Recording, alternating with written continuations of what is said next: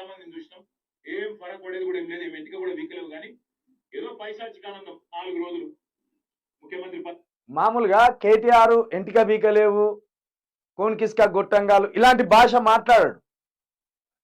ఆయనకు తన్నుకొస్తున్న ఆవేశాన్ని కొంత కంట్రోల్ చేసుకున్నాడు. ఎందుకంటే కేసీఆర్ ఆదేశాలు కావచ్చు, హైదరాబాద్లో ఉన్న వాతావరణాన్ని డిస్టర్బ్ చేయొద్దనే ఉద్దేశం కావచ్చు, 10 సంవత్సరాల వాళ్ళ పాలనని ఇక్కడ ఉన్న ప్రజలు ఎట్టి పరిస్థితుల పోల్చి చూసుకుంటారనే ఆలోచన కేటీఆర్కు స్పష్టంగా ఉన్నది. కాబట్టి మాటలతోటి కాకుండా చేతులతోటి వాళ్ళకు బుద్ధి చెప్పాలి అనే ఉద్దేశంతో కేటీఆర్ ఏమాత్రం ఆవేశానికి లోను కాకుండా చాలా స్మార్ట్గా కౌంటర్ ఇచ్చాడు రేవంత్ రెడ్డికి.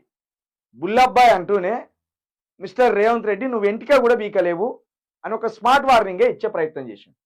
పదవిలో కూర్చున్నా నేనేదో పెద్దోడిని అయిపోయినా అనేదో ఎగిరిగిరి పడతా ఉన్నావు. రేవంత్ రెడ్డి గారి అధికారం ఎవరికి శాశ్వతం కాదు. నువ్వు ఒక దుష్ట సాంప్రదాయానికి తెరలేపుతా ఉన్నావు. ఇది తప్పకుండా నిన్ను దహిస్తుంది, నిన్ను వెంటాడుతుంది.